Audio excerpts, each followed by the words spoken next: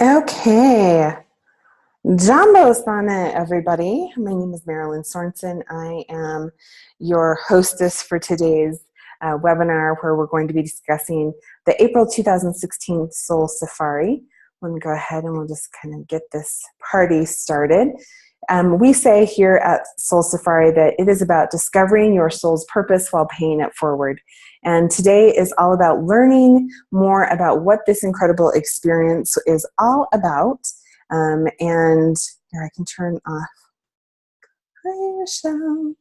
We'll have people kind of popping in throughout today. And of course, if you're not able to attend live, this will be recorded and sent out to you in a link as well. So I am here in Kenya right now. I moved to here, it's been 3 months ago now. And before that, I had traveled here, I believe 6 times.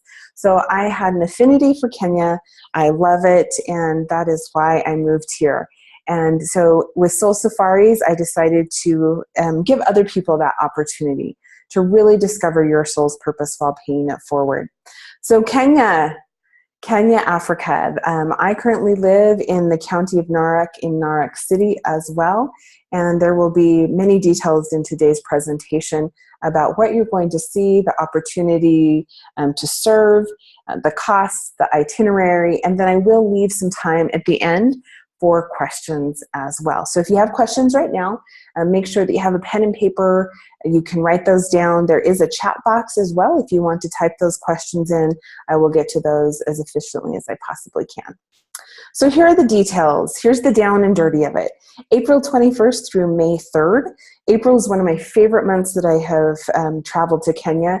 As a, quote, tourist, I have traveled here in March, April, May, August, November, and now I've lived here December, January, and February. So this is a voluntourism trip. Because I live here in Kenya and I have lots of friends and family, this is our home. And so we like to give back and give you the behind the curtain tour of Kenya. We will be visiting 3 areas that you'll learn about in today's webinar, as well as our Pay It Forward projects. So the overall cost for this adventure is $2,300 US per person plus airfare. And we're going to talk about that a little bit more, as well as I'll give you some ideas on fundraising if that is something that you want to do to pay your projects forward as well. So there are only 2 guarantees that I ever give with Soul Safari Adventures. Number 1, you will never be the same. And I find that that is actually often what excites you, is that you are at a time and season in your life that you are ready for a new adventure. I can guarantee you that your experience will leave you completely different than when you popped on the plane from your home airport to come here. The second guarantee I can make is that you will probably fall in love with children or babies that, no, I'm sorry, you can't bring them home. Not as of now. If you are in the cyclone season where you would like to adopt children, you can certainly reach out to me and we can talk more about that and I'll give you some details. But you are going to find children every day along the way that are either in the areas that we'll be serving or maybe in the children's home. But I'm pretty sure they'll have you wrapped around their hearts, but it doesn't mean that you can bring them home. So why is it called Soul Safari? Well, for those of you that aren't aware, I am a scientific hand analyst, and for many years now, I have been analyzing hands of over 1,000 people at this point. And so your Soul Safari actually begins as soon as you register. My team will send you out an ink kit so that we can get your hands printed. Part of your Soul Safari is discovering your soul's purpose. Your soul's purpose is actually made up of 3 components. So your life path, which is either love, peace, wisdom, or service. It could also be a combination of a couple of those. And then your life lesson. So your life lesson is often those challenges, those stumbling blocks that you keep coming up against. However, I have discovered and embraced that when you understand your life lesson, it helps you not only shorten your breakdown cycle, but accelerate your breakthrough cycle. It's also the area of life that when we learn lessons, it helps us grow our courage muscles, our clarity, and certainly our confidence, which helps us stay on path with our purpose. So throughout your soul safari, you will be discovering more about your soul purpose and how to fulfill that as well. So that is all discovered through the different lines and markings that are in your hands.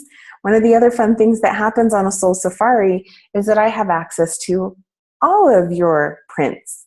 So that means that as a group, I can analyze and discover what the April 2016 Soul Safari lesson and purpose is together.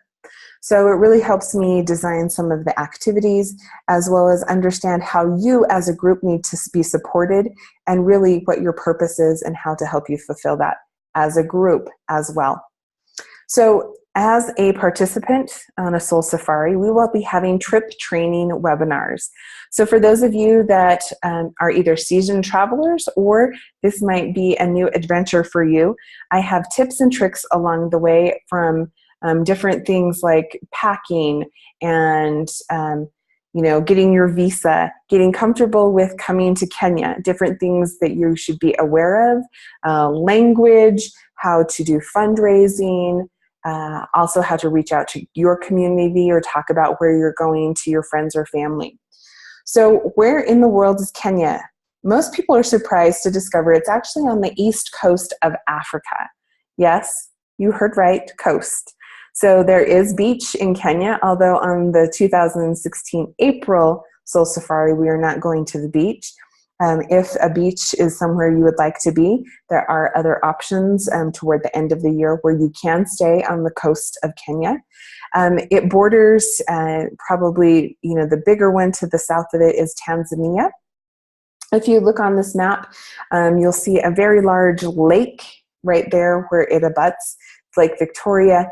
It's where the Serengeti and the Masai Mara cross. So that is where Kenya is. Because Kenya is on the East Coast, most people are surprised to also discover that, yes, it is not dry. There are dry areas of Kenya to the north, which we will not be venturing to, but most often in the month of April, you're going to find it a lot greener than you would have imagined. So our neighbors are Tanzania, Uganda, which is a beautiful country, Sudan, which will be nowhere near, Ethiopia, and Somalia. So we will be toward the southern area, the western southern area of Kenya. And you'll learn more about that as we prepare for your departure as well. So what do you need to expect in your Kenya experience? So I know a lot of people have some questions and concerns, and what do I need to prepare for? And I know that my parents had lots of questions. They're not world travelers, and so they needed some more details. So we will talk, like I mentioned, about how to pack light, how to pack smart, and oftentimes how to leave it. So for those of you that are fans of beautiful beaded bangles, walking sticks, maybe some spears or shields, art pieces for you ladies, jewelry, maybe some jewelry. I will show you how you can, if you want to, lug it all back without a stitch of anything that you brought. So we'll talk about all those juicy details. Here are some pictures to give you an idea. Up in the top left-hand corner of your screen, in August, September, October is generally harvest season in this neck of the woods. Maize is otherwise known as corn, is a very prevalent product here. In fact, it's part of the daily diet, a lovely delicacy called ugali, which is, for those of you in North America, would probably remind you of polenta or firmer grits. Below that are some of my friends' children in their boys' hut, and they're cooking a stew. in their private kitchen in their home on the Masai Mara. You're also looking at some of the gardens in the area. The soil pretty much throughout Kenya is a very rich red soil where most everything grows. So you will get to experience the countryside of Kenya as well. And yes, you will find wildlife that roams often, even monkeys.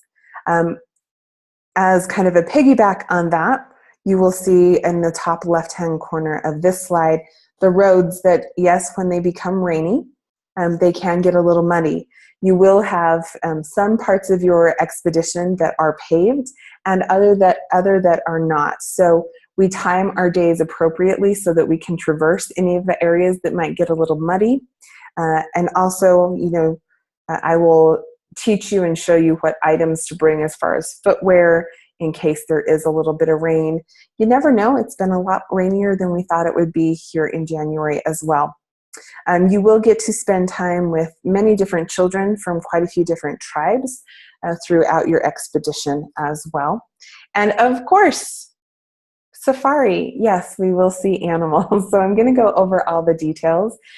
Kenya is known for the Big Five, which are part of the Seven Wonders of the World. So right now I can, from my house, I can usually take about a 30-minute drive and find huge herds of zebra, wildebeest, impala, gazelle. You will have the opportunity to see hippos, giraffes.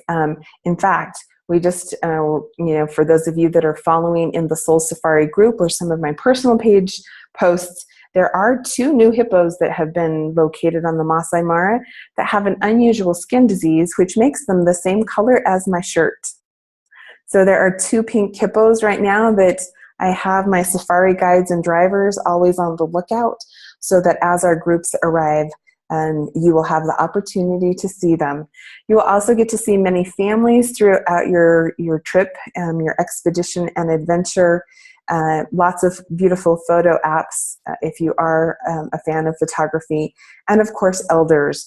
One of the experiences that I always find rich is meeting with some of the elders and learning and hearing from them and their stories.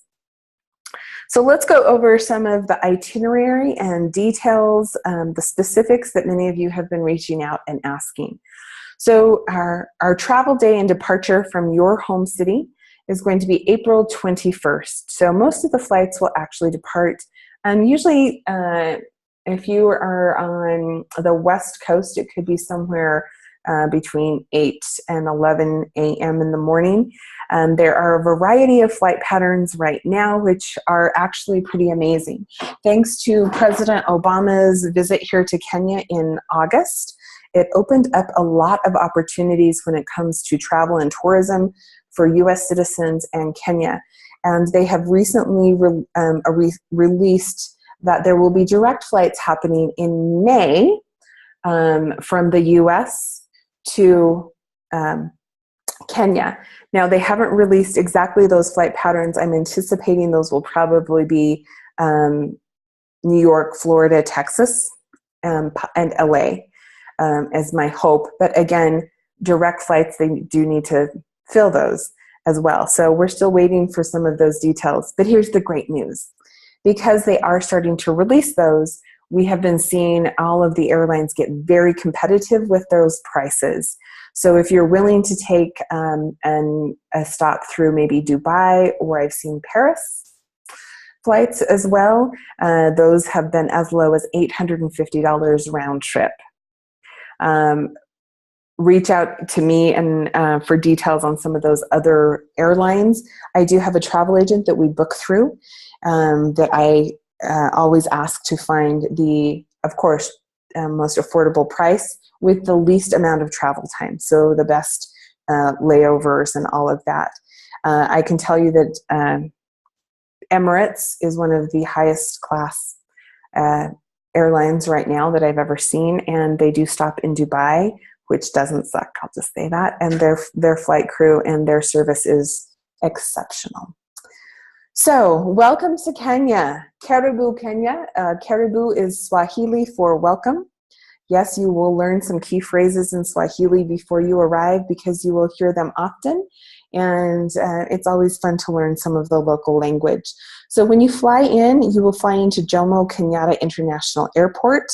Most of your flights will arrive around 8 o'clock in the evening the next day, so on the 22nd. When you arrive, you will have already had your visa approved and your pre-visa printed out. So you will get off the airplane and onto a waiting bus that will take you around Jomo Kenyatta to immigration office, where you'll stand in a line that seems to be much shorter these days, hand them your paperwork, and that you've already paid online. That's all included in your fee for this trip. And then you go collect your luggage and walk through customs. So I will train you on how that process works. It's very easy and seamless these days and pretty quick. Well, not necessarily the luggage part, but fairly quick. And you will start to get climatized. Your directors of adventure, looks like we might. There we go. Your directors of adventure will be waiting for you. I will be there as well. For those of you that are coming from the Salt Lake City area, I will be your escort. So no worries. Really, you're going to get all this great training, but I will be there to hold your hand the whole way. So don't worry about it. I will take you through this process. At this point, I'm very well seasoned in this. So, and you will always have, full support throughout. Your first night, because we do arrive a little bit later at night, you're going to spend the night in Nairobi. This is a picture of the accommodations or something similar. No, you don't arrive and have to sleep in a mud hut. Yet. Yet, right? No, the accommodations are fantastic. They're clean. It's in a very secure area with guards and gates just to make you feel safer. It's actually one of the things I always have to remember to tell people who are coming to Kenya for the first time. Even going to the supermarket, they like to wand you for security. When you go to the mall, like there's security everywhere. And sometimes it feels a little startling, but then I remember, like, what are they going to do if something was to happen? The thing is, tourism is their number one source of income in Kenya, and they're very protective of Americans especially. So they want you to feel secure and safe at all times. So oftentimes, they just sometimes go a little overboard on the security just to make sure that you are well taken care of and that you feel safe and secure. Kenya is a very safe country, and they always ask me all the time, so you come from America, aren't you worried about the safety? Because as you know, most of the time on the news, it's bad news, right? So they see all the interesting stories from the news. You will sleep in beautiful beds like these. So you have full bedding. Most of the accommodations throughout Kenya have tile floors. So that's something that you will see. Full service bathrooms. Yes, there are flushing toilets in your rooms and running water. It is hot water, so no worries there. You will get off your long flight and rest and relax in comfort. The next morning, you will actually get up, have breakfast at your hotel, or we will, because I will be there with you. And we will do a little bit of a luggage shuffle. Because this is a voluntourism trip, you will more than likely be transporting some donation items. And so we will kind of downsize on your luggage, and it will be stored there until you pick it up later. So I'm going to show you how to pack light for the rest of the trip. And then the morning of the 23rd, we will travel to Narok, but we will have a couple of stops along the way. So the journey from Narok to Nairobi straight is about 2 hours, and it's one of the most glorious drives I have ever seen, and that's why I am taking you via vehicle. We will stop first at the the Kenya escarpment, which I'll show you here in a minute, as well as the Suswa Observancy. So there are some very beautiful overlooks and short walks to some beautiful caves and overlooks as well. The escarpment is what it is actually called, gives you a panoramic view of the entire Great Rift Valley. You can see the Masai Mara as well as Tanzania. So you will have some beautiful photo ops. You'll get to see baboons. You will get to see many Kenyans, a very old historic Catholic church that was built into a mountainside as well. And you will get to see what vehicles and some traffic look like in Kenya. Then we will arrive into the Mau Narok area that first night. We will have lunch and supper and get you settled in for the rest of the week here in Narok. The next morning, the 24th, is Sunday service.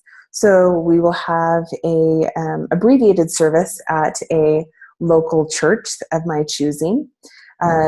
Generally, the demographic here in Kenya, most everyone are some form of Christian. Catholic, they are about 40% Catholic here, Pentecostal, and some Muslim. Pentecostal services, I live near a Pentecostal church. I'm shocked that you actually can't hear the services happening right now. Usually they warm up on Saturday evenings, which that's what time it is here. And then they oftentimes start at 6 in the morning and go till 1 or 2. Take a deep breath. No worries, you're not going to church for 7 hours on Sunday, but you will get to experience Sunday service at a local church for a couple of hours. And then we will actually go to our first service project, which is a children's home that we have adopted for Soul Safari. So it is a children's home, otherwise known as an orphanage. So you will get to meet a variety of children and serve them and sit with them, have conversations with them, and play them with them and get to know the area a little bit more. That evening, you will go back to your guest house. Guest houses are the term for motels or hotels here. They're all very clean. Again, the rooming situation can be double or triple, depending on the total number of guests that we have. They all have a private bathroom, hot water, running water, sinks, plenty of storage, and meals included. So after you rest and recover from that day, the next day we will go to the Mau Forest, which is about a 40-minute drive from where your guest home will be. It is another glorious area of Kenya, and it is actually an area that a lot of tourists never see. Most tourists that take the tourist view of Kenya fly into Nairobi, fly in for safari, see everything at tourist prices and at a breakneck pace, and then they go back.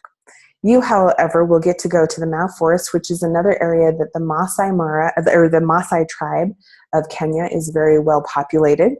It is an area where there are donkeys and crops. The first time I went to Mau, the nearest I can say it reminds me of is Sonoma or Napa Valley in California, if you've ever been there. It is gorgeous. It is hilly. It is also very well known for the trees there. They are used a lot, unfortunately, for charcoal. People use them for charcoal, and so we will be doing a tree planting project, which is the following day. But this area is also the biggest area where maize, potatoes, barley, beans, and there's one other crop that it's most well known for and provides the majority of the country. So you will get to travel to Mau, where we will be serving at a school called Tenkis. Yes, mostly Maasai and some Kikuyu. It's another tribe of Kenyans go there. This is a school that we're doing many projects for. When we focus on a project, we want to dive deep, so they're fully supported. So many projects, like right now we're working on latrines. This is a school that serves over 300 students.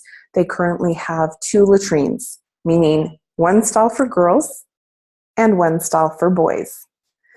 So for those of you that hate the wait for lines at concerts or in public bathrooms, know that you've got it good.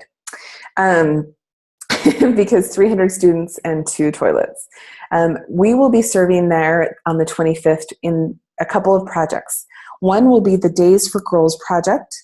This is a project that was founded in the US, and I came here in August and actually launched 3 enterprises. So we set up 3 separate businesses in 3 areas of the country. Days for Girls helps girls stay in school by providing them with washable sanitary kits. So currently, most girls in rural areas start to develop, they mature, and then they don't, number one, have the education for what is happening to them in their bodies, and 2, they don't have access to supplies. Many of them use old t-shirts, pieces of mattresses, leaves, kindling, and some of them don't use anything. So they get behind in school. They can drop out, which generally leads to very early marriage. Also, Days for Girls, gives them, we do a workshop. So we teach them about their bodies. We teach them about hygiene. And then we provide a Days for Girls kits, which I'm going to show you a little bit more about. For that day, all of the girls and ladies on the trip will be teaching. The men and boys will be meeting with the boys and learning more about the rites of passage for Maasai. Maasai are very well known around the world for their great pride in their circumcision day. And so you will learn about some of the different traditions historically for Maasai men and boys. Then we will enjoy lunch that day with students and some of the local tribes. And then we will make our way back home in the evening back to the Narak area, where you will enjoy supper at your guest house, a shower, and of course, rest and relax. Because the next morning is tree planting day, which for most people can be one of their favorite days. So again, I mentioned in the Mao area, there is a deforestation problem where people see the trees as charcoal. So charcoal can be a side business or a full-time business for many of the ladies in the area. So they climb these very big mountains and collect firewood, and they create charcoal and they sell it. So we are going to work with some of the families in the area and go back to the 10K school and go family by family. So we will break up into individual groups. You will have a fellow Soul Safari adventurer with you and at least one Kenyan, and you will go to different homes and plant usually at least 10 trees. It does a couple of things. It helps with reforestation. And we also encourage them to take care of those trees, because they can then harvest them 10 years down the road and continue to pay for their school fees as well. So this is a day that there will be a little bit of movement. I don't want to say labor, but a little exertion, nothing too bad. But this is a day when you may want to wear your grubby t-shirt, that you may get a little bit dirty, just like any gardening day. But as they say, sometimes the best days end in the dirtiest clothes. So it will be a very fun day. Then we'll make our way back to the Narak area and your guest house, where you will have dinner and rest and relax for the day. You will always have myself and our other directors of adventure with you throughout every day. So, and into the evening as well. So you always have us there for contact and for stories and learning more. I also give you some downtime for some of the Soul Safari activities that we do that will help, again, with your soul's purpose and learning more about how to fulfill that. Our last day in Narak is the 27th. This is our Clean Water Day. One of our Pay It Forward projects is providing a clean water resource. Many people in the area sometimes walk miles, and those miles may be very steep to find a clean water resource. So there are some projects in the area that we are planning that will help provide that as well. Also, cooking lessons on this day as well. You're going to get to learn how to make some of the delicious Kenya food that by this day you've already kind of got addicted to.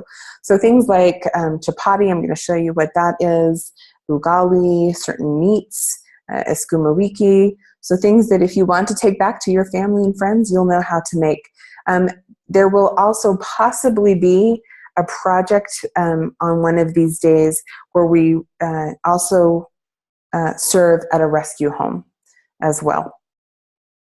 So let's learn a little bit more of those Pay It projects. So here at Soul Safari, we say you have two hands, one to help yourself and the second to help others.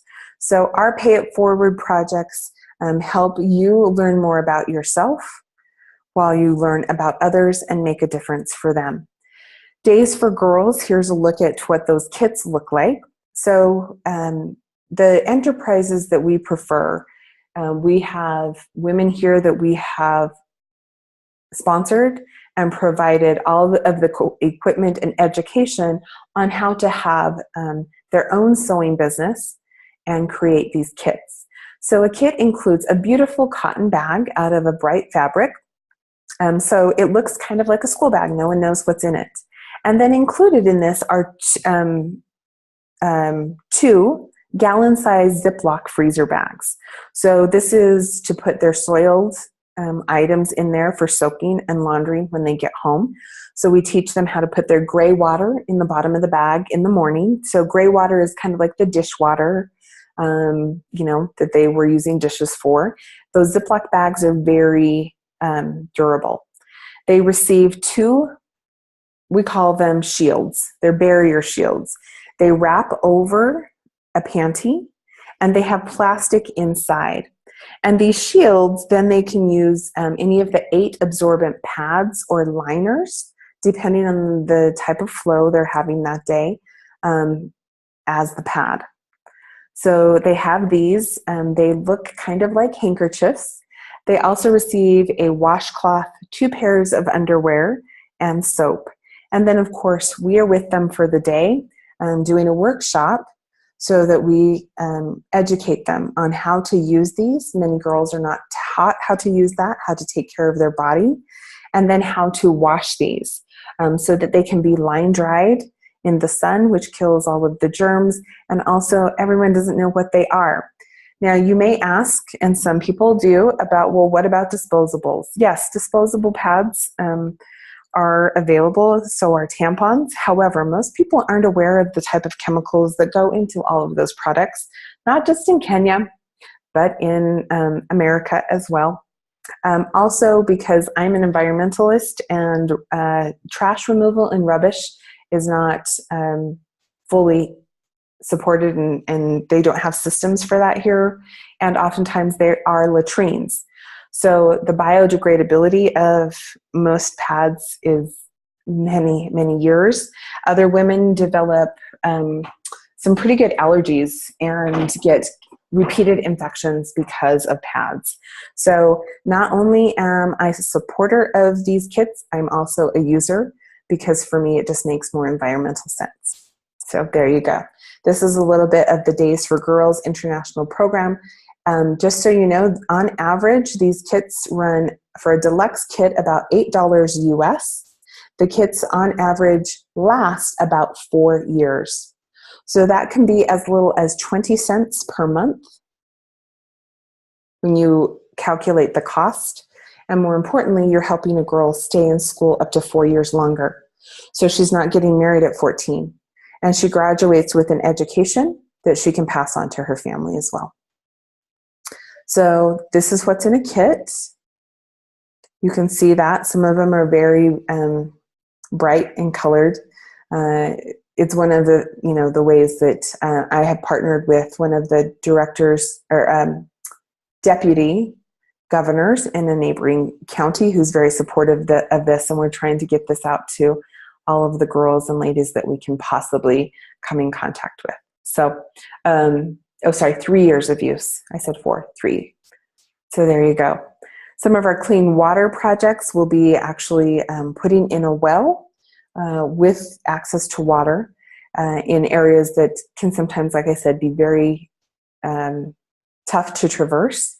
Or also we have filter projects as well, where individual homes will have access that we distribute clean water filters for them.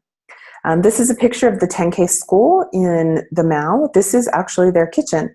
So this is the kitchen that serves over the 300 students. Yes, it is a mud structure with some wood. This is one of the inside classrooms of the 10K school. This is what their desks currently look like. So about 3 to 5 students will squeeze their tiny little bodies onto these desks to learn. So most all schools in Kenya have mud or cement floors that need constant repairs. In fact, all Kenya students are very used to certain days where they have to bring mud to school because it's repair day, or they have to bring firewood. So like on this day with kitchens, every student is required to bring so many, a certain size bundle of wood so that lunch can be prepared. So this is one of the schools that we will be serving at. This is one of the board members that I met a couple of months ago initially. I go back and my team, my directors of adventure, are in constant contact with the board of this school. Yes, in Maasai land, they grow them very tall. For those of you that I have met live and in person, you know that I am a goddess-sized girl myself and, and very tall in stature. So this is a tall Maasai. This is some of the area of Mao. So you can see some of the hillside and how it to me looks very much like the Sonoma Valley. These are some of the beautiful families. These are some of the families that I consider family now, and their beautiful children who introduced me to many of the families in the area and some of the forest around the Mao area. So I won't take you on any incredibly strenuous hikes. They may feel like an elevated walk once in a while, but we have plenty of support, and if you need a little break, no worries as well.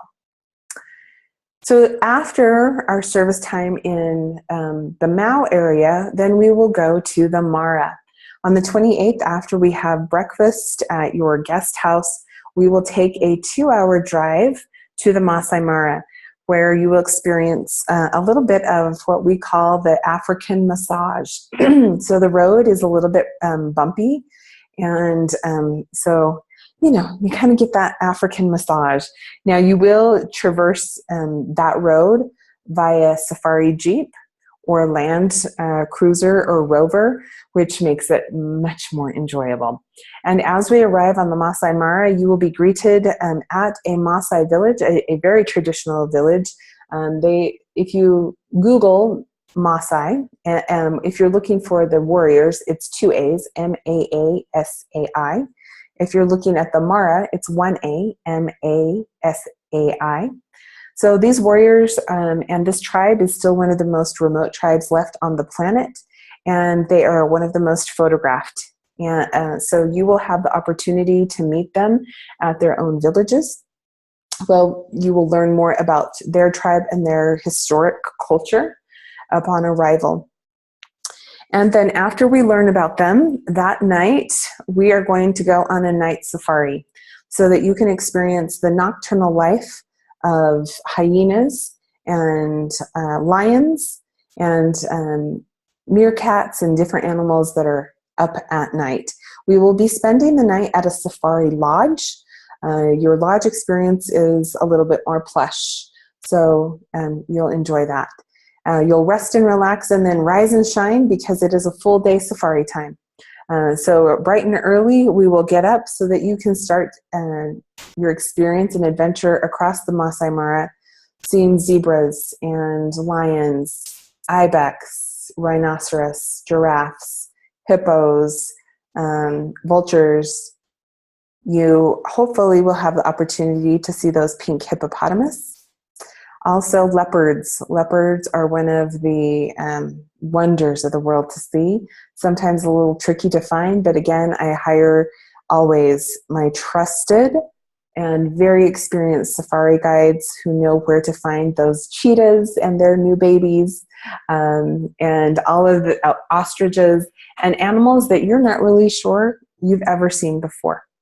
So safari usually is a very full, energetic day, so we allow time to get back to the lodge, rest, have a nap if you want to, and then enjoy a very fabulous supper at the lodge. The next day on the 30th is a cultural awareness day. So you will be serving, again, we say with your age mates. So ladies that are in their 50s, you're going to learn more about the Maasai ladies who are in their 50s. We will have a service project, a small service project that day. More than likely, it will be at a library that we are supporting and furnishing. So you may be reading to children. You may be stocking shelves. You'll probably be cuddling with babies as well and meeting many of the locals. Then on May 1st, it is Shake It Sunday. One of the things I should tell you, another guarantee, I am very well known to shake a tail feather, and I really encourage you to as well. So there will be opportunities to dance throughout our Soul Safari, and Shake It Sunday is going to be at my lovely safari driver David Kupai's Maasai church, where you will understand why they jump so high and why they're so skinny, because they dance, dance, dance, and sing. It is an experience that I would say hardly any tourist will ever have, and something that you want to make sure you have plenty of space on your camera and SD cards for, because they will be some of your favorite photos. We will also have time for another half-day safari. So if you haven't seen the animals that you want, or you need more pictures, there will be a little bit more time to experience safari. And while we're out on safari, we will go to the airstrip on the Mara, where you will take a short flight. It's about 35 minutes from the Masai Mara, where you will then have a beautiful aerial view of the vastness of the Mara to Nairobi. So we will be back at the same hotel that we stayed at day one, so that you can shower, shave, enjoy the pool, and get ready for your final day in Kenya. So here are some of the pictures I've taken over on safaris. Yes, we do get very close to the animals. No, you cannot get out of the vehicle. You'll want to, and it feels like you could, but there are rules and regs, and there are going to be times where they are super close to you, and it's amazing. So cheetahs, lions, giraffes, Maasai warriors. So if you've never seen Maasai, these are some of my friends and guides. And they're very colorful shukas, are what they're called. Their beaded jewelry is very well known, and you often see them leaning. They are herders, so you will see lots and lots of cattle, goats, and sheep as well. Here is some of the food that you will enjoy. So pilau is a rice dish that will probably to some of you feel a little bit Indian, because of some of the cinnamon spices that are in it. Chapati is the tortilla looking on the right-hand corner. Chapati is known as the bread in Kenya. Yes, if you're familiar, those of you that live in a state where Cafe Rio or Costa Vida, it will seem similar to a thick tortilla like that they have. And it usually turns into one of the favorite food items. Also, let's see, there's another dish on that table called mokimo. It's from a tribe that is Kikuyu. It's a mashed potato, bean, pea mix. Oranges and watermelon are a very common fruit here. For those of you that have been following me on Facebook, you know that mangoes, best on the planet. Mangoes, avocados, you'll have tomatoes, onions, carrots, some of the best greens, kind of like darker greens, kales, are here. On average, my trips historically, I have, I call it Kenya boot camp. Somehow eating more food than volume-wise than I ever do. I usually drop about 8 to 10 pounds because it's whole organic food that is grown locally. There's no GMOs here in Kenya, so the food is always very fresh. You will be offered soda often as well. Soda is a common beverage here. However, generally, so high fructose corn syrup is not something here. So when you see your Coke, there are 4 ingredients: carbonated water, sugar, and caramel flavoring. So these are some of the whole foods that you're going to get. Some of the foods may feel like a salsa. Also beef. So organic grass-fed free-range beef is the most common food item here. So if you're a beef lover, great. You won't be sorry. Goat may be a meat, chicken, fish. And if you're a vegetarian, there will be plenty of vegetarian food as well. We will visit some of the local markets where you will see many of the items that are handmade being made live in front of you. Maasai are very well known for their Maasai shoes. These are all made out of tires. You will see a variety of ways that tires are used. Also things like lesos, which are wraps or scarves.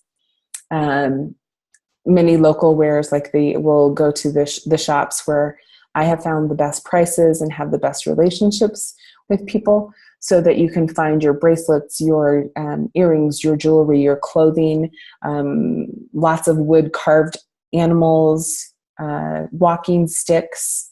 You may have shields. I also have locations where we'll be taking you where there are antique items as well.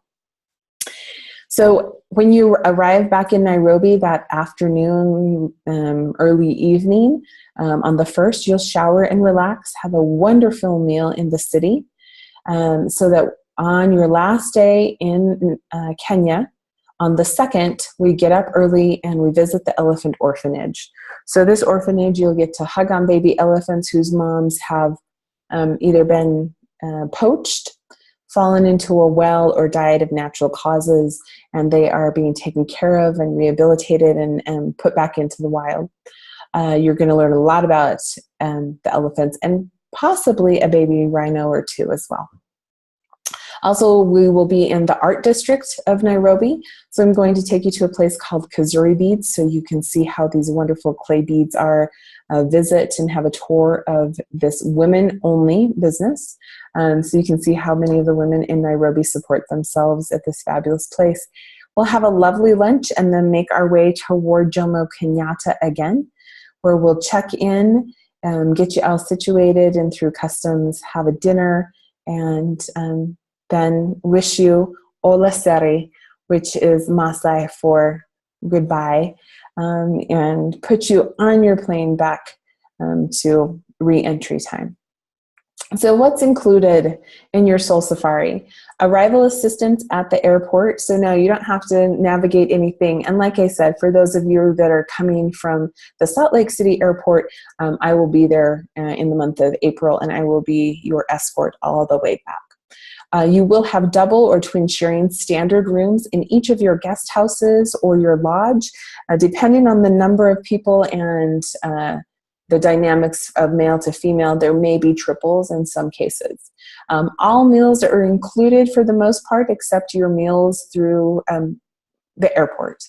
Ground transportation throughout. So because I live here, I know which drivers I trust and whose vehicles I prefer as well. So you will always generally be in a van or a Land Cruiser or Jeep.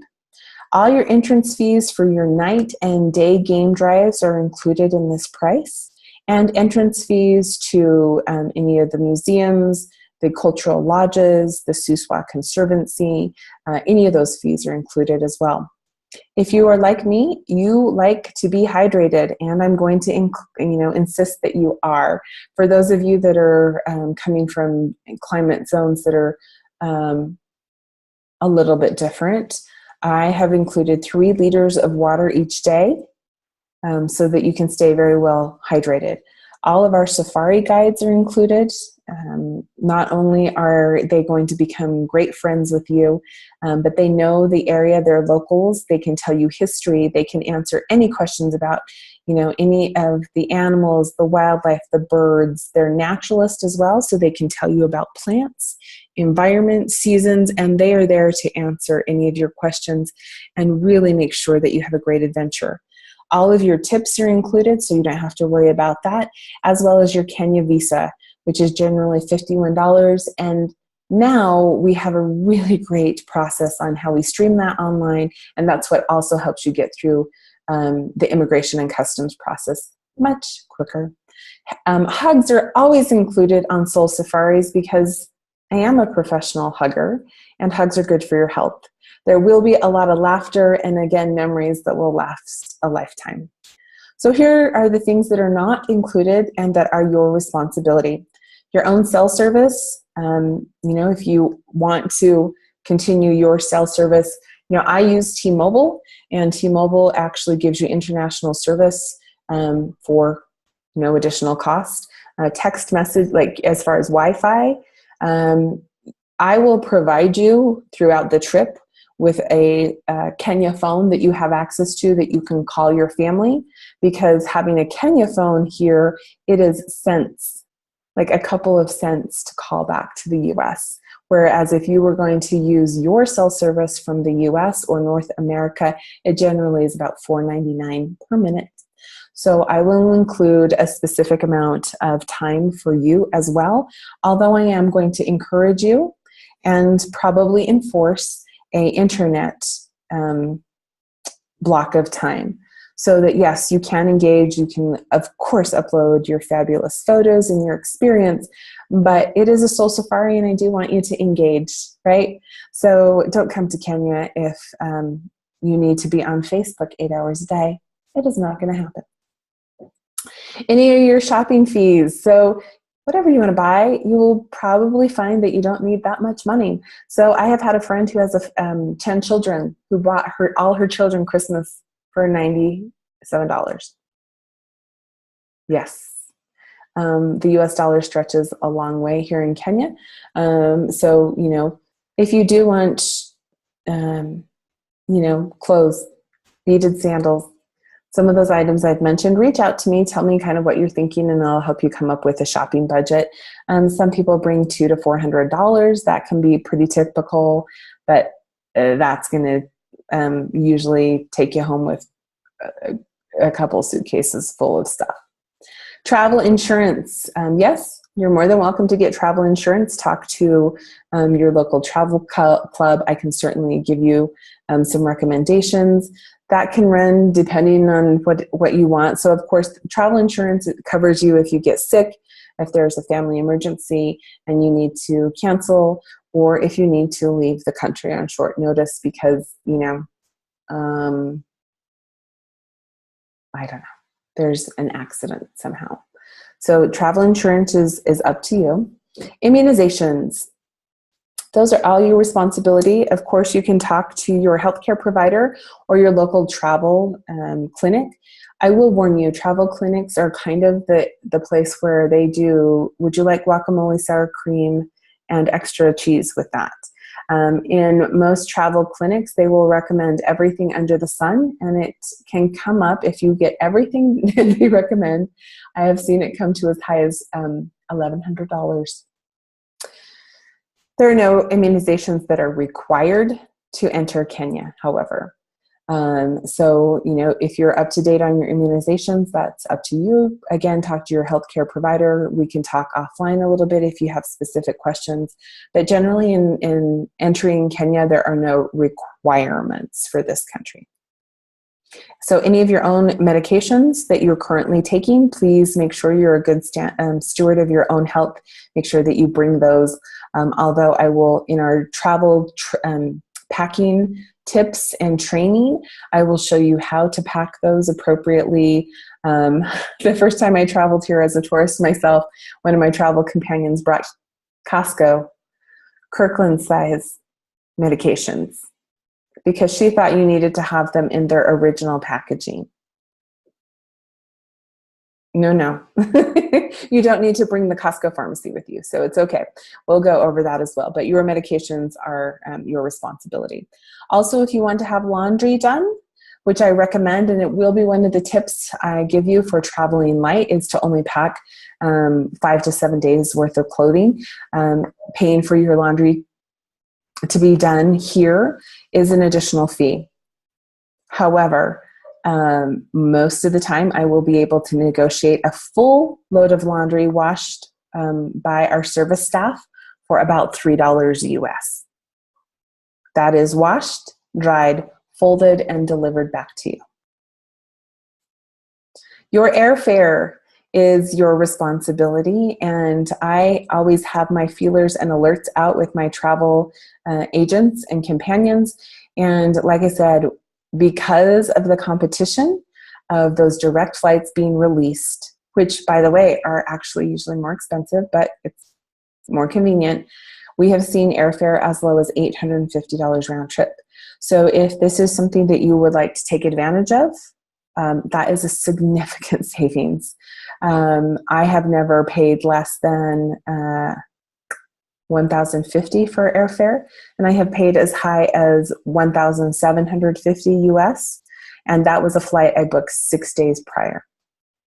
So I am always looking, and so I will always keep you on alert as well via email, Facebook, or private message. And if this is something that you would like to do, then I will say now is the time. Let's book it. So to reserve your spot, it is just a $500 deposit. It is non-refundable, but always transferable. So that locks it in. It's non-refundable just because that covers administration fees and to get us those best prices locked in and loaded. Again, always though, any deposit, if you decide you can't make it on a specific date, you can fully transfer that either to another date or another person if you would like to. So, I'm sure some of you may have questions. There is a chat box, pop those open. We will be doing a little bit of fundraising, and I have very specific ways that I recommend. I will have done for you content and commentary for posts that you can repost. I will create all of that for you based on my experience on what works. So if you want to do some fundraising, we do run our funds through a nonprofit organization. When it comes to your actual trip fees, about 90% of it can be written off. Of course, talk to your own CPA or tax professional. But if you do need it as a tax write-off, reach out to me. My family foundation can process that through. So you can have that as a write-off. There are fabulous ways for those of you that have young persons that would like to come. This is a great opportunity. I believe that travel is one of the best educations you can give your children and yourself. So there are great ways to raise funds, awareness, and get your community involved, whether it's raising funds for Days for Girls or tree planting or to help you come to Kenya. So if you do have a question, you can, there is an opportunity you can click and unmute yourself or raise your hand, or you can type in the chat box if you have a question as well. Be happy to answer that. If it is a question that you would rather ask me offline, I'm happy to set up a private meeting with you offline. Also, once you put your $500 deposit down, then we can discuss either the payment plan to have that paid equally or whatever works best for you. Your final payment is due 3 weeks prior to departure. So let me see what that date is. I have it here. My apologies for it not being right on the presentation. Any questions? If by some chance oh, go ahead. Yes. Hi, TJ's husband. Hi. So you remember me? I do. How you doing? I'm good. I could even. TJ had a question on the fundraising opportunities. How does that? Yeah. So there are many opportunities that I recommend. In fact, now is a good time for if you have young persons or for yourself.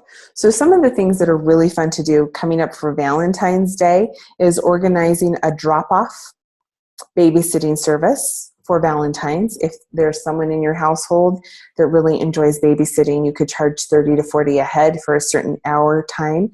Of course, letting people know that those funds are also going to Kenya. Or you can have the youth in your area, your church organization, volunteer their time for babysitting. That's a really fun way. I have flyers for all of the projects that you can be posting on Facebook. On average, I had a friend do a fundraiser for her birthday for uniforms for children, and in like 3 days, she had people raise $325, and she didn't market that hardly at all. There are opportunities that you can request donations from organizations. I have letters and things like that that you can use to make those requests. Also, there's one I was thinking that we've done. $5 Fridays or $10 Tuesdays are a really good opportunity to post, depending on the project. So it could be Days for Girls. You pick it. I have the Done For You content that says, hey, we're going to Kenya. We're going to make a difference. And here's where you can make a difference. For those of you that have always wanted to come but can't, I do Done For You content where you can post on Facebook, Twitter, social media, or send out emails, or call people up and let them know, or flyers. And oftentimes it's very easy to fundraise quite a few $1,000s. So if we leave here on April 21st, when's the arrival date into Kenya? Is that the 22nd? 22nd, the evening of the 22nd. Yeah, because I did kind of For research most, a little bit, like it's 9:40 in that area p.m. yeah, depending on what airline you take, somewhere between 8 and 9 at night. Okay. So we And will what was the departure date from Kenya? I missed that one. Oh, sorry, say that again. Departure date from Kenya? Is the evening of the 2nd. May 2nd. Okay. May 2nd, most all of your flights will depart about 10:20 at night from Jomo Kenyatta on the 2nd, with arrival usually the afternoon of the 3rd. Okay, great. Thank you. You're very welcome. Do you have any questions? I have a question. Yes, So Michelle. if you're using the fundraising opportunities, then the money can actually go directly to the nonprofit instead of having to make a payment. You just have people donate it to the nonprofit. Yes. Is that correct? That's correct. Okay. I can set up a direct link, or they can write a check directly to the nonprofit organization. So that most people are more comfortable with that, a reputable organization that is proven, because nonprofits have so many rules and regulations to prove that. So we have that set up. It can go directly to them, and that will then be transferred to me. We also use a service that transfers U.S. money and funds directly to our account here without fees. Okay. So it is just exchange rate, period. Okay, perfect. So then, and I know I'm just repeating myself, but so if you do like $5 Fridays or $10 Tuesdays for Days for Girls or something, then that does count towards your fees of going, not Yes. just to Days for Girls.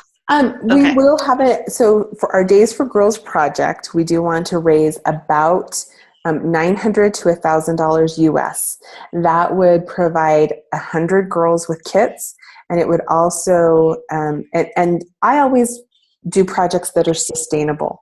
So the traditional way Days for Girls is done is you pack your suitcases full of these kits that are sewn by people in the US, brought and distributed.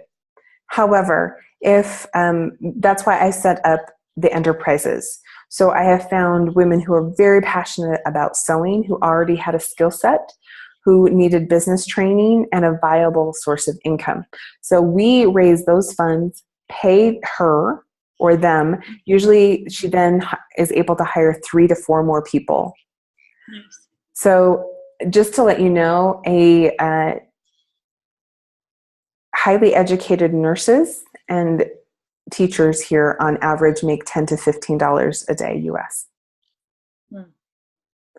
So a $300 to $500 a month income is actually a really good income in US dollars. So my goal is we actually pay the enterprises here, the people who have set up a days, who we have sponsored, bought their sewing machines, all of that, we pay the kids, because then that actually supports 4 families, as well as providing 100 kits for girls.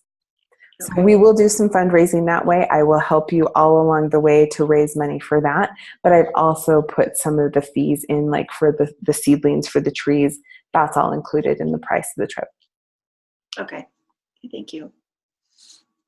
Great question. Any other questions? Any questions?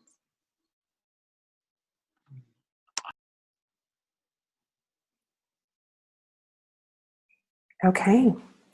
Well, just to give you a heads up, we do have other expeditions, group expeditions that are open for August, November, and there are some private groups as well. So I have had many families and artist groups who have contacted me about providing and planning independent trips for them as well.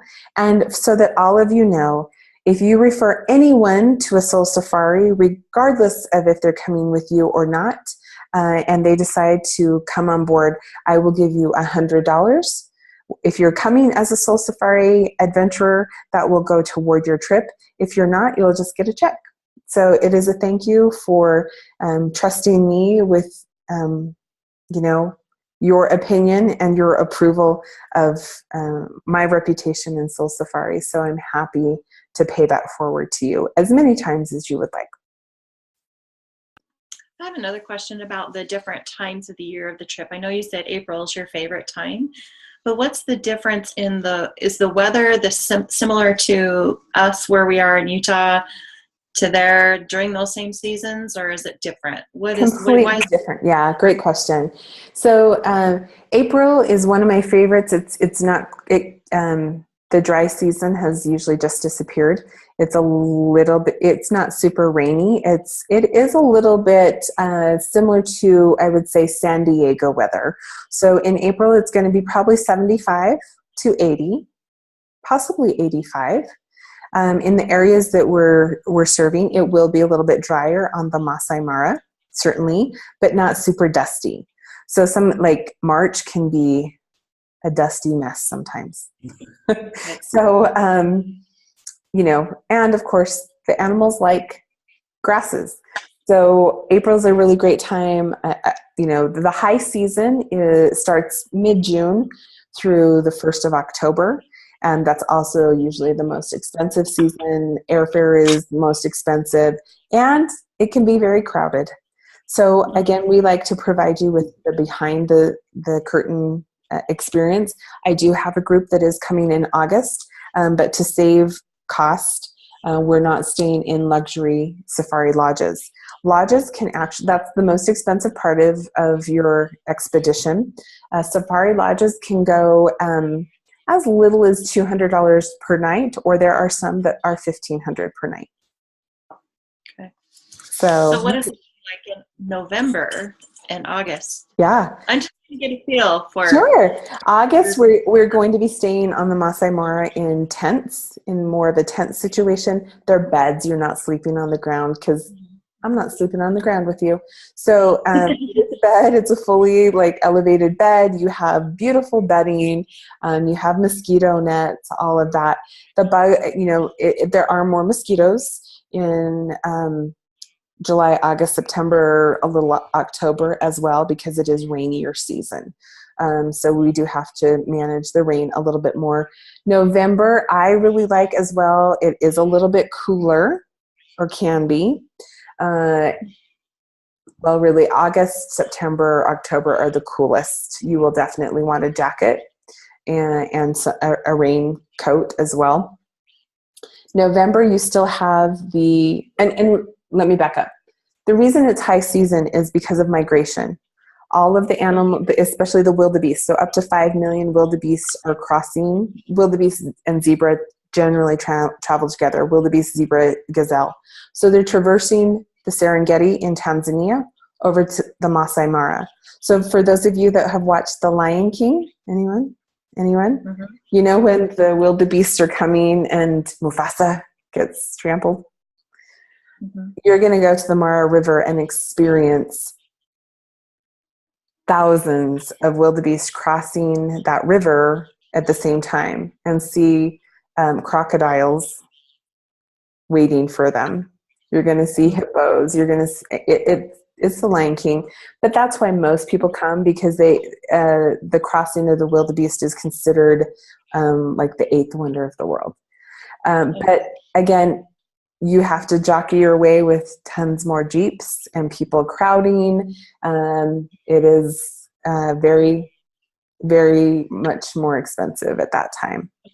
November, it's on the end of that, so you're still seeing some of the mega herds, but you're going to see plenty. Right now, because it has been rainier here this year, so there are, way before you even get to anywhere near the reserve, I can see herds of 50 zebra at a time. Okay. Thank you. That gave me a lot of information. Appreciate Yeah. Most people do not want to come here in January or February. It's generally super, super hot and very dry. March can be as well. So it's just easier to not play with that and go most of the time for April, May, June. Yeah. Great question. And of course, as questions come up, if they're public questions that you want to ask, you can always ask them in a post on the Soul Safari group.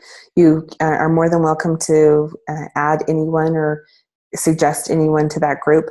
I'm always posting photos, giving you travel tips, information on how to apply for your passports, get your visa done, and of course, we are going to hold your hand throughout. So no question is too silly. I've had people ask about bathrooms and are we going to have to, how does that work on Safari, or, different things like that. So no question is too silly. I feel that the more information you have, the more comfortable and excited you get. How far in advance do you apply for your passport? And is it about $300 for a passport? No, passports right now, if you're a first-time application, it's $145 from start to finish. That's your application fee, the processing fee, and mailing without doing anything. They say it takes 4 to 6 weeks. Right now it doesn't, but they tell you 4 to 6 weeks for a passport. Your visa is $51 here, and that's good for 3 months. Okay, thank you.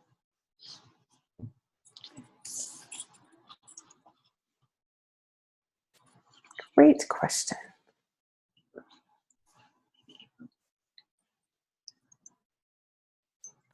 You said you take care of the visas, so is that something we pick up in Nairobi, or is that something you send to us? So this is what I generally have you do, just to make sure there are no snafus. My experience, because I used to have my own travel company, and because I have traveled here many times and I have seen travel done here differently many times, and I do not want there to be any hiccups. I had a friend who did not know that she needed to apply for her visa ahead of time and did not find out until 24 hours before, and did not know if she was going to get into the country. I've had other people make their flights, book their own flights and do it for the wrong day because they didn't realize the time zone conversion or anything, and then we're stranded here for a day. And we discovered that the night before we were leaving. So I always say, you just pay me the fee, the $51 that it's going to come to at checkout. I know how to walk through the process, what they're going to ask of you, all of that information. So once your flight is booked, I need to know that information, and I need to have a copy of your passport so that I know which site to use, which is the easiest. It takes 48 hours for approval. I will set up your account for you.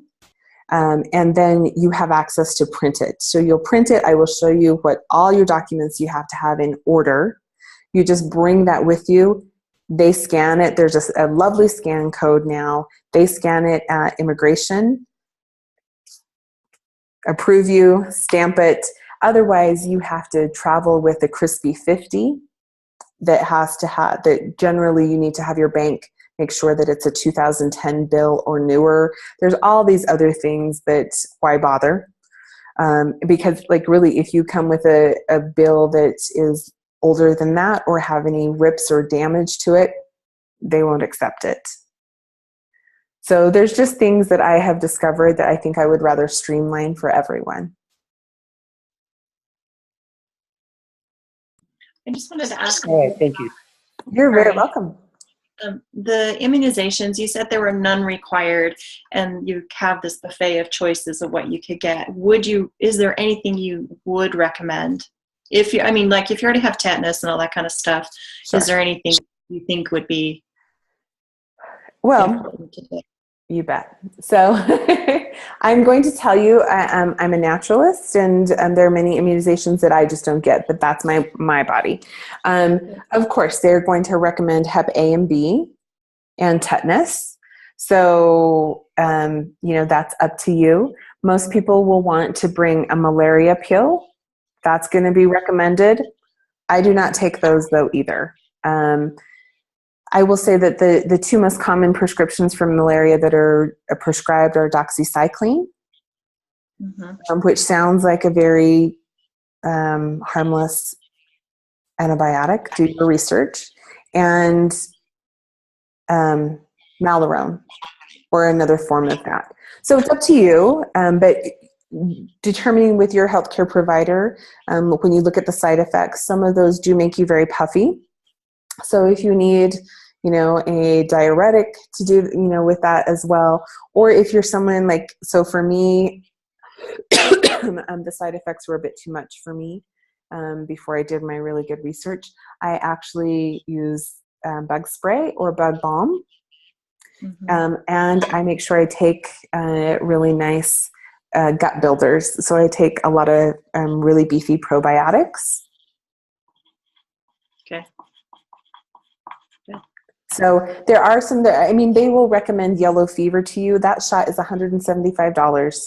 It is not required. It is required if you're going to Tanzania, and you actually have to have proof of that beforehand. But Kenya, there's no need. It doesn't exist here. Okay. Thank you. Welcome. And if you need recommendations, there are really great MDs and naturopaths that I know that travel internationally a lot, who I have, who are MDs and who will say, well, don't be stupid, but choose wisely, because otherwise they do. There are about 9 immunizations that they recommend at the Salt Lake Travel Clinic, and a host of things for your gut and malaria and all kinds of things. And literally, had I signed up for all, at one point it was going to be $1,400 worth of shots and medications. No, thank you. And yellow fever immunization is good for 2 years, or 10 years, by the way. So I don't know. Know what you're putting in. Yeah. Okay, thank you. You're welcome, my dear. I'm just happy to see you. Just so you know, I Zoom all day long. This is the best way. I think I had no idea this existed. for on a Saturday, although I do hear it's snowing there, so maybe you guys didn't want to go outside anyway. But okay, any last minute questions before we pop off? Again, you're more than welcome to private message me, schedule, a video chat with me at any time. I'm absolutely happy to do that for you. I understand a lot of questions and concerns can come up, whether you're a seasoned traveler or this is something very new for you. And that's, of course, why all Soul Safaris, you're escorted with either myself or our directors of adventure. I have team members in the U.S. who will fly over one way or fly back, or, so that you have the confidence that you're well supported throughout your adventure. So feel free to reach out. And we welcome you to Kenya. So Karibu, Kenya. Karibu, again, is Swahili for welcome. Kwaheri is goodbye. Another one that you'll probably hear a little bit of is Jambo. So Jambo is hello. And we'll go over some of those fun details and trip design as well. Again, if Kenya, Africa is on your dream board, your bucket list, your must experience, reach out to me. I want to see how we can make that happen for you. And of course, find your soul purpose as we unfold your adventure. So thank you so much for popping on with me. It is my pleasure. And I would love to be your partner in success and adventure. So from Kenya, Africa, Kwaheri means goodbye in Swahili, and Olaseri is goodbye in Maasai. Big hugs to all of you.